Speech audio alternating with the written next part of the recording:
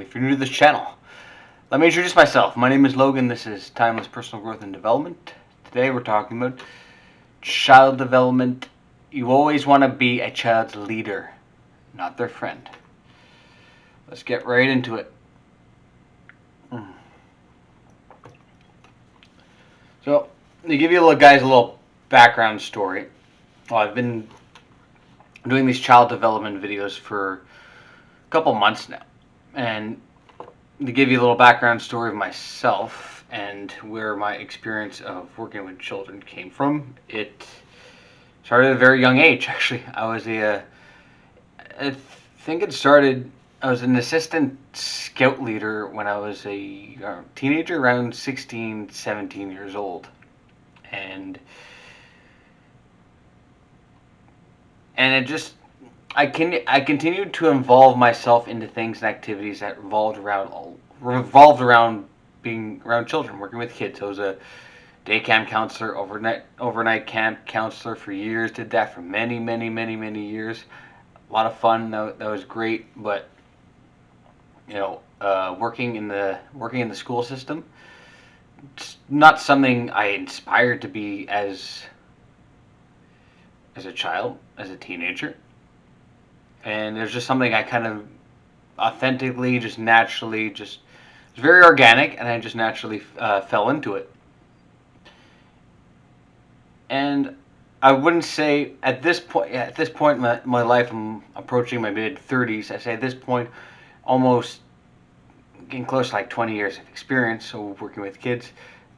At this point, I feel like I've, not gonna say mastered it, because I feel like mastering something you stop learning. So I don't like the word master, but I've excelled and I got really good and really comfortable at it, and I know how to position myself and to place myself in terms of working with kids. And when I was younger, as a teenager, let's all face it, when you're a teenager, you're still a kid, right? Yeah, I was still a kid as a teenager. I had the ability to be able to connect with children and a group of children, but I wasn't a leader. I was still a kid. I was still a kid up here, 15, 16 years old.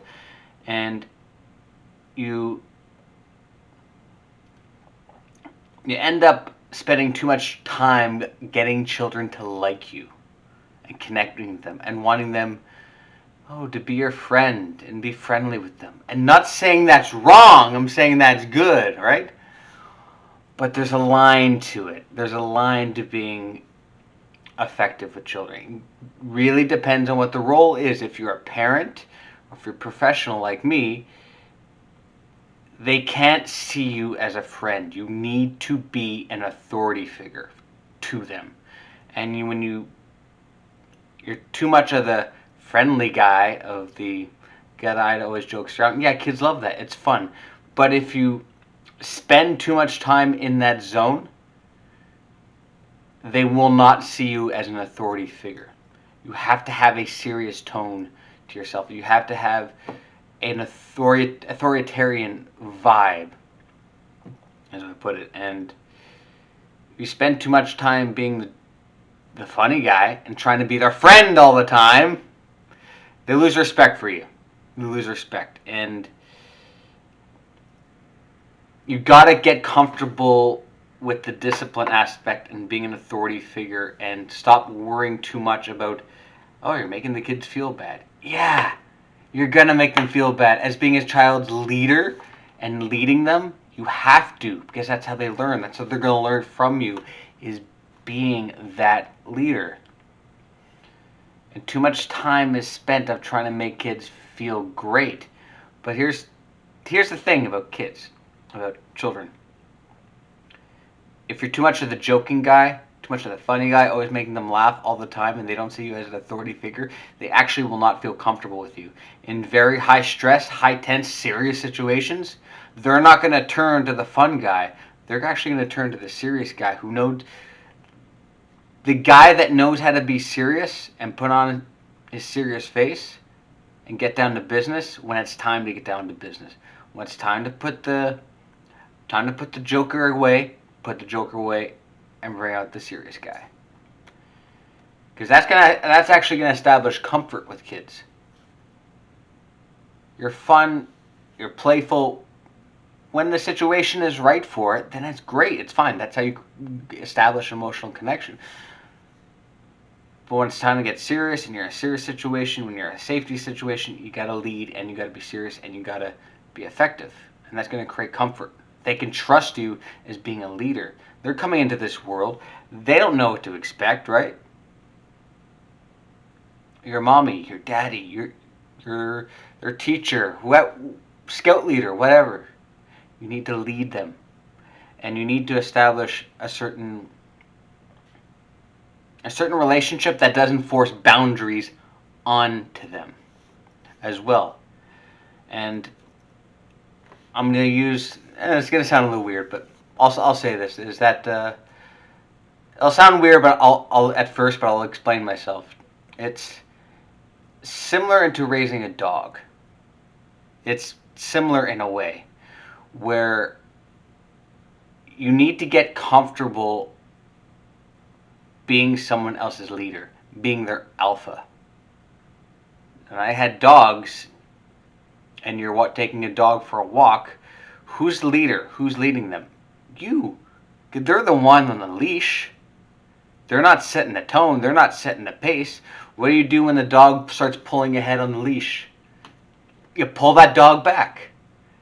You pull him and have the dog walk right next to you, not behind you, not in front of you.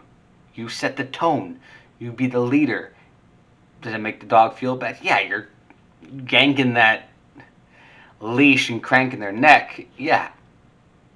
But it teaches the dog. It teaches them that you're in charge. You lead. You make the rules. They need to follow you. You set the boundaries. You set the tone. Be okay being someone's alpha. And part of being someone's alpha, being someone's authority, is having those moments where you're going to make them feel bad sometimes. Of course. But that's all part of growing as a human being. And kids are the same way.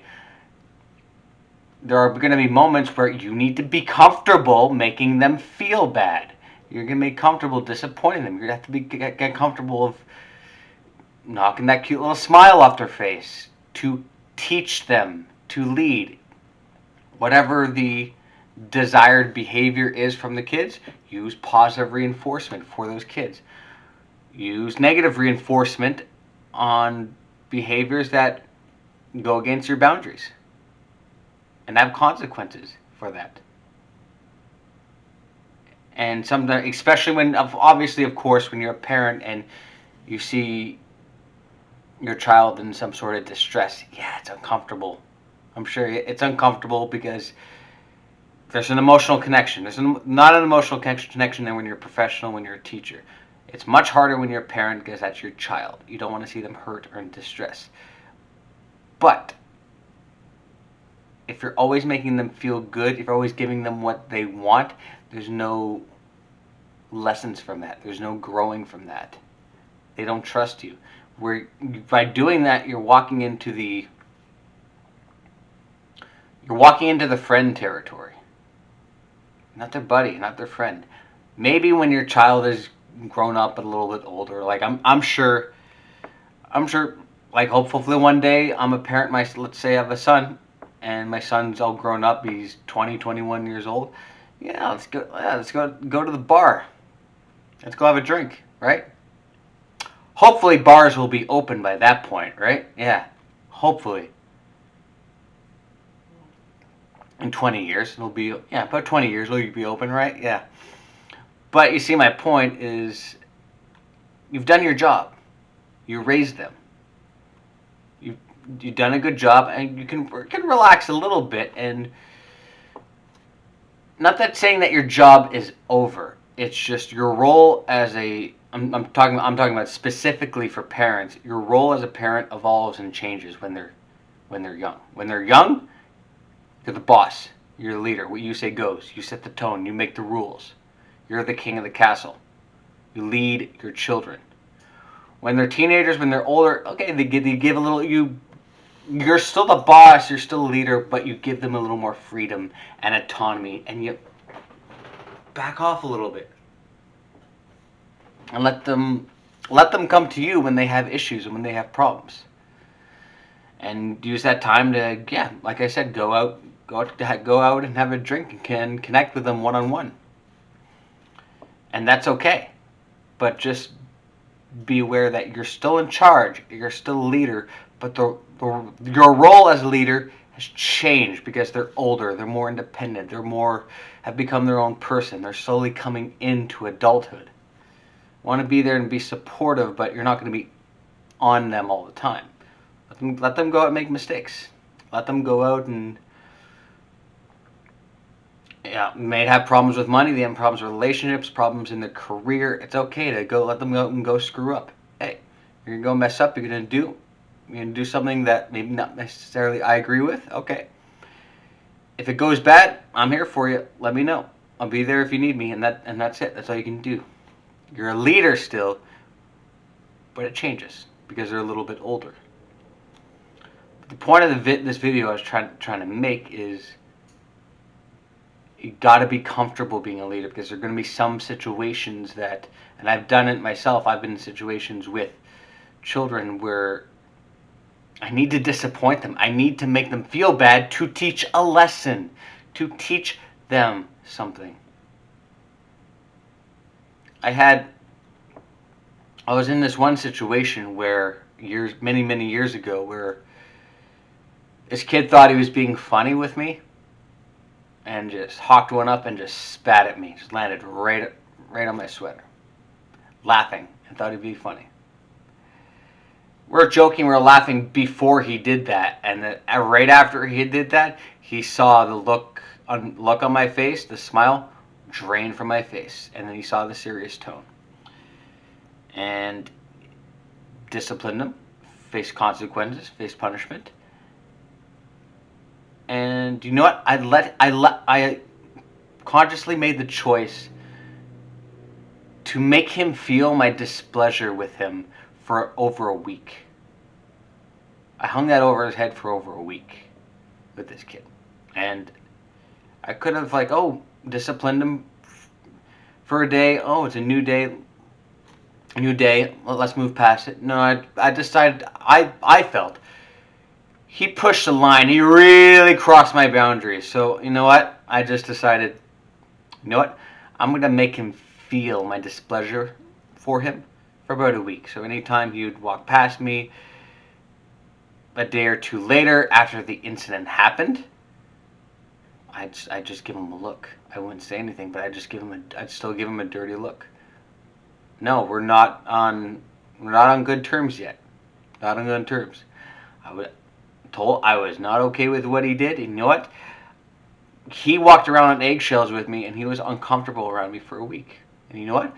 I felt that was necessary. I felt he needed to feel that, and I saw the discomfort in his eyes, discomfort in his body, in his physiology.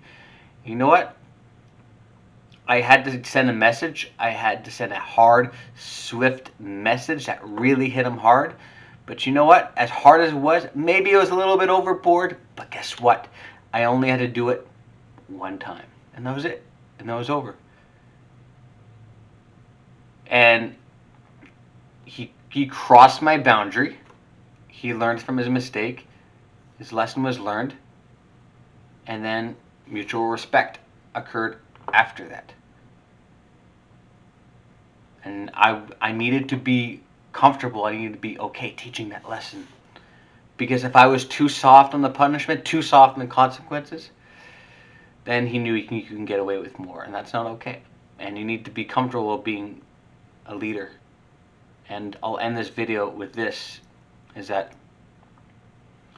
a long time ago, years ago, my supervisor during my internship once told me that children don't know this on a conscious level. It's only on a subconscious level. They want boundaries. They want rules. And we see it all the time. Like, children break the rules or don't respect boundaries. Especially the ones that don't respect it and don't want the boundaries and want to run around and do whatever they want. They subconsciously, on a deep subconscious level, want boundaries and rules and want to be told, no, we're not doing it your way. You're not in charge. I am. You don't run the show. I run the show. You follow me. And that's it. And that's final. That's all you got to do. And on that note, thank you so much for watching. If you like this video, you can like, comment, and subscribe. Follow me on Twitter, LinkedIn, Instagram, Facebook. Logan Ryder, Timeless Personal Growth and Development. Cups right here. Timeless Personal Growth and Development. Train hard, train often, and get caffeinated. And I'll see you all in the next video.